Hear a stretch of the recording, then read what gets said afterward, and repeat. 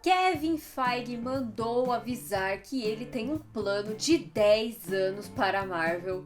E as perguntas que ficam é: alguém ainda vai se importar com a Marvel em 10 anos? O Kevin Feige ainda vai estar na Marvel em 10 anos? Vai ter mundo em 10 anos? As respostas para isso só o tempo dirá, mas por enquanto o que a gente pode fazer é tentar entender no que esse plano consiste e quem pode ser o ponto central disso. Mas antes, você já sabe, só para reforçar, não esquece de deixar um gostei, se inscrever no canal, comenta o que você acha desse plano de 10 anos do Feige, isso só me ajuda muito, muito mesmo, tá bom? Valeu! Vamos lá, a próxima fase da Marvel começa em julho desse ano com o Quarteto Fantástico Primeiros Passos e vai ter uma vida útil de 3 anos, encerrando em 2027 com Vingadores Guerras Secretas. A linha do tempo ficou assim: 24 de julho de 2025 tem Quarteto Fantástico Primeiros Passos, 1º de maio de 2026 com Vingadores Doomsday,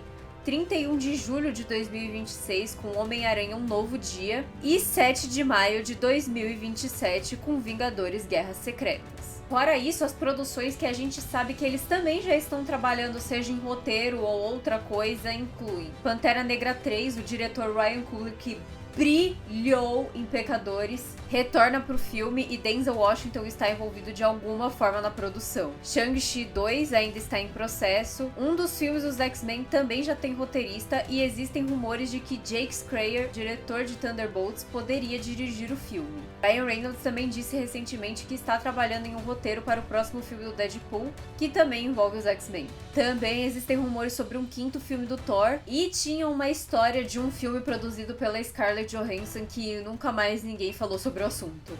Ao menos um desses filmes deve ou deveria sair ainda em 2027 junto com Guerras Secretas. Um forte candidato seria, se ainda existir um mundo onde esse filme vai sair, Blade, especialmente considerando que o filme talvez se passaria em algum momento do passado do MCU, como disseram os rumores. Então ele não afetaria muito o que aconteceu em Vingadores Doomsday e o que vai acontecer em Vingadores Guerras Secretas. De maneira geral, é difícil entender como um filme se encaixa antes de Vingadores Guerras Secretas no meio dessa linha do tempo, a não ser que seja realmente como Homem-Aranha, onde esse filme vai se passar em algum momento durante Vingadores Doomsday ou até antes. Afinal, depois de Guerras Secretas é dada a largada oficialmente na saga mutante. A gente finalmente vai abandonar o multiverso pra falar dos X-Men, e pouco ou quase nada se sabe dessa saga, a não ser os 5.000 rumores sobre o elenco. Mas acho que é seguro dizer que pelo menos metade desses filmes em produção devem sair durante essa saga mutante, e isso deve incluir pelo menos uma sequência do Quarteto Fantástico e talvez uma trilogia para os X-Men. Agora, a possibilidade de Jake Schreier dirigir o filme é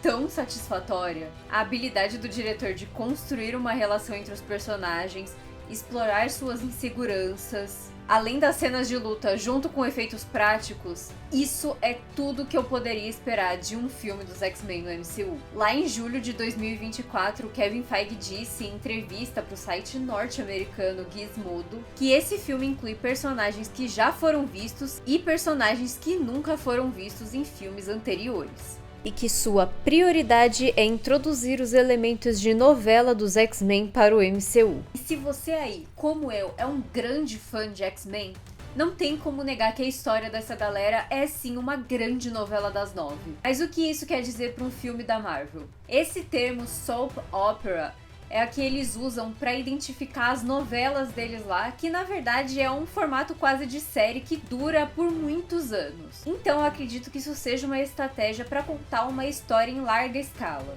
Ao invés da gente ter uma história com começo, meio e fim, onde você tem o vilão, mata o vilão, segue para a próxima história, os filmes dos X-Men devem seguir uma coisa menos engessada e mais parecida com a série animada. Os melhores vilões dos X-Men são o governo. Quando os mutantes entram em conflito com pessoas como o Senador Kelly, Henry Gyrick, Bolivar Trask, Coronel Stryker, que nos quadrinhos é um reverendo Stryker, um fanático religioso, essas histórias são as que ficam e fazem com que personagens como o Magneto tenham um papel mais proeminente. Essas histórias do Projeto Sentinela, Registro Mutante, Amigos da Humanidade ou Operação Tolerância Zero são histórias que ficam. São histórias que os X-Men estão constantemente em luta. Qualquer solução que eles encontram pra isso são sempre temporárias. E eu acho que isso cria um precedente interessante a longo prazo e que pode levar a conflitos com outros grupos, como já aconteceu nos quadrinhos, como os Vingadores ou mesmo o Quarteto Fantástico. Quem sabe nesse plano de 10 anos do Kevin Feige não inclui um Vingadores vs X-Men pra valer ou um segundo filme do Guerra Civil. As possibilidades são infinitas. Considerando que a minha teoria para Guerras Secretas é de que Franklin Richards vai reunir os mundos em Battleworld e criar um novo universo principal da Marvel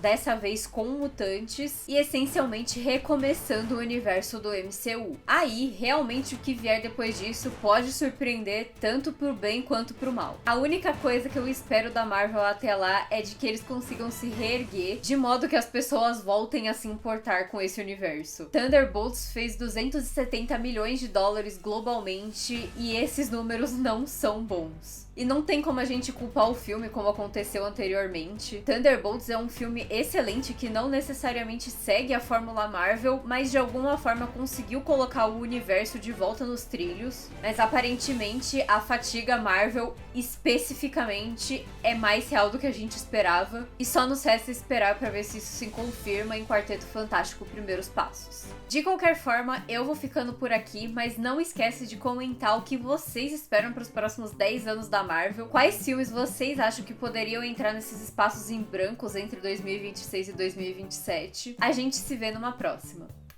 Tchau!